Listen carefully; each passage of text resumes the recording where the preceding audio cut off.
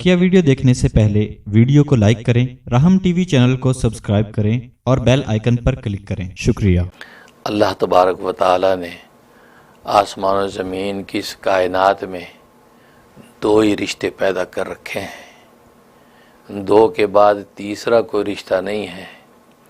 एक मखलूक का खालिक से रिश्ता और दूसरा ख़ुद मखलूक का मखलूक से रिश्ता। बस इन दो रिश्तों के अलावा कोई तीसरा रिश्ता नज़र नहीं आता। या तो ऐसा रिश्ता होगा कि उस मखलूक का अपने खालिक से होगा, या ऐसा रिश्ता होगा कि ख़ुद मखलूक का अपनी ऐसी मखलूक से रिश्ता होगा। तो दो तरह के रिश्ते अल्लाह तबारक व तआला ने कायम कर रखे हैं। और रिश्ता होने का मतलब ये है कि हर रिश्ते के कुछ हुकूक व फ़राइज़ हैं कि जो कि अदा करने पड़ते हैं। अगर मखलूक का खालिक से रिश्ता है तो ये दरमियान में जो खलक का रिश्ता है, इस खलक का जो वास्ता और जो रबत है, इसके कुछ तकाज़े हैं, उन तकाज़ों को पूरा करना पड़ता है।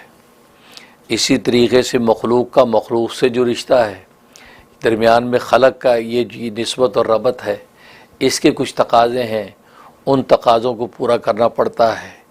तो गोया कि मखलूक और खाली के रिश्ते में भी कुछ हुकूक फ़राइज़ हैं जो कि मखलूक को अदा करने हैं। मखलूक के साथ जो रिश्ता है उसके कुछ हुकूक व फ़राइज़ हैं कि जो कि मखलूक को अदा करने हैं।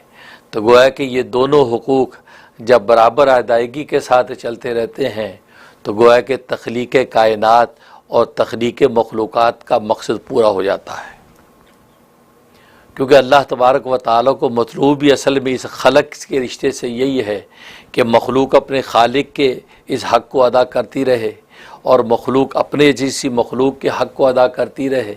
इस अदायगी हक़ के साथ अपनी ज़िंदगी गुजारती चली जाएगी तो जो मकसद था इस तख्लीक का, उस मकसद को गोया कि ये पूरा करता चला जाएगा।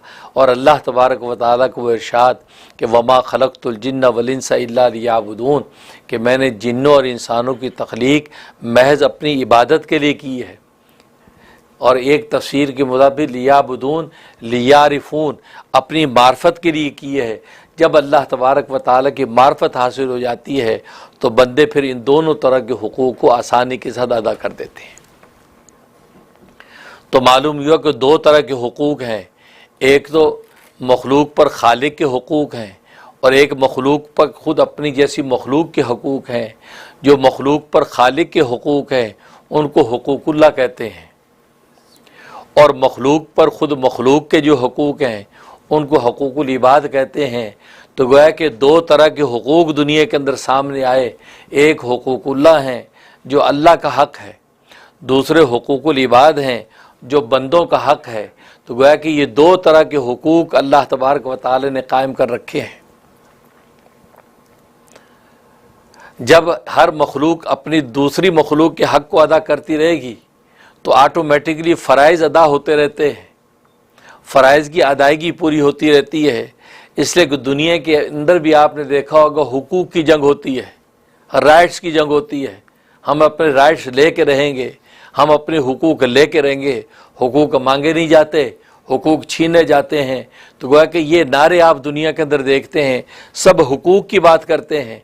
इसलिए अल्लाह तबारक व तआला ने भी दोनों तरह के हुकूक को वाज़े करके बयान कर दिया कि इन बंदों पर मेरे हुकूक ये हैं, इन बंदों पर बंदों के हुकूक ये हैं। लिहाजा हर बंदा जब अब हुकूक को, सामने वाले के हुकूक को अदा करता रहेगा तो ऑटोमेटिकली जो आपके कंधों पर फ़राइज़ हैं वो फ़राइज़ खुद ब खुद अदा हो जाएंगे। औलाद अगर अपने माँ बाप के हक़ को अदा करती रहे कि हमारे माँ बाप के हम पर ये हक़ हैं, लिहाजा उस हक़ को जब अदा करेगी तो जो फ़राइज़ इनके कंधों पर हैं वो ऑटोमेटिकली अदा हो जाते हैं। लिहाजा ये नारा लगाने की ज़रूरत नहीं है कि हमें हुकूक छीनने पड़ते हैं, हुकूक छीनने जाते हैं। इसलिए कि कोई भी शख्स अपने फ़राइज़ को अदायगी की कोशिश नहीं करता कि मेरे कंधों पर फ़राइज़ क्या हैं। मैं औलाद हूँ तो माँ बाप के क्या फ़राइज़ मेरे कंधों पर आयद होते हैं। मैं माँ बाप हूँ, मेरे कंधों पर औलाद के क्या फ़राइज़ आयद होते हैं। मैं मखलूक हूँ, खालिक के क्या फ़राइज़ मेरे कंधों पे अदा होते हैं। तो गोया कि इस नुक्ता नज़र से जब कोई देखता नहीं है तो नतीजा ये कि हुकूक अदा नहीं होते।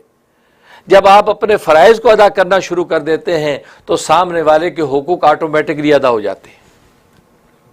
شاگرد اپنے استاد کے فرائض کو ادا کرے تو اس کا حق ادا ہو گیا، استاد اپنے شاگرد کے جو فرائض اس کے کندھوں پر اس کو ادا کرے تو شاگرد کا حق آٹومیٹکلی ادا ہو گیا۔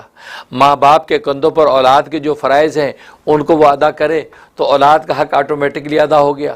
اولاد کے کندھوں پر ماں باپ کے جو فرائض عائد ہوتے ہیں ان فرائض کو پورا کرے تو آٹومیٹکلی ماں باپ کے حقوق ادا ہو جاتے ہیں۔ تو اسی طریقے سے مخلوق کے اندر جہاں جہاں بھی جو رشتے خلق کے موجود ہیں، بھلے وہ رشتہ داری اقربا کے اعتبار سے ہوں، بھلے پڑوس کے اعتبار سے ہوں، بھلے محلے داری کے اعتبار سے ہوں، بھلے ہم کلاس ہونے کے اعتبار سے ہو، بھلے جو ہے وہ ہم جو ہے وہ کاروبار ہم تجارت ہونے کے اعتبار سے ہوں، تو گویا کہ جتنے بھی دنیا کے اندر ہمیں یہ رشتے نظر آتے ہیں، آپ اپنے فرائض کو دیانتداری کے ساتھ سامنے والے کے ادا کر دیں تو سامنے والے کے حقوق آٹومیٹکلی ادا ہو جائیں گے، لہذا اس کو اپنا حق آپ سے مانگنا پڑے گا اور نہ حق اپنا چھیننا پڑے گا۔